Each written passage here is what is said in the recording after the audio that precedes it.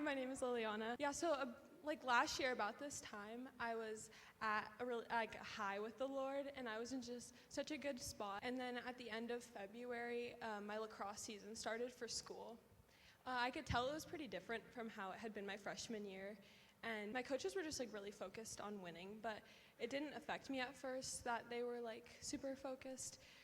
But it's just started to become like insults, and they would call us like worthless, pathetic, and lazy, and the word just began to kind of internalize for me. I just started to like feel like my pursuits and my relationship with God and lacrosse weren't enough, and I just decided that I needed to deal with like my those feelings like alone. And so I started to stray from God. But then summer hit, and I was super happy because lacrosse was over, I was working, I was hanging out with my friends, I got my license, and I just felt like I didn't need God because life wasn't hard anymore. And the straying started getting worse.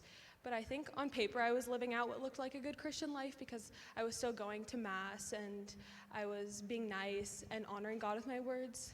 But the truth was I was scrolling on my phone for hours on end, and my Bible and my journal were just sitting, like, getting dust on them on my nightstand, and I was just convincing myself that just God wasn't showing up, but I wasn't putting in the time. It's really hard for you to expect God to be your aim when distraction's your default, and that was just my reality at that point. I was just kind of exhausted at a certain point in the summer because I was just stuck in a cycle of like comparison with my friends and gossip, and I just eventually just had to give it to the Lord, and I took it to confession. I just took that to prayer, and God completely transformed all the burden and shame that I was feeling. At first, I was really embarrassed that I had strayed so far, but God's provision doesn't depend on your performance and your faith, and He just took me right back where I was. I just think that God desires to completely transform everyone's hearts and take them back no matter what,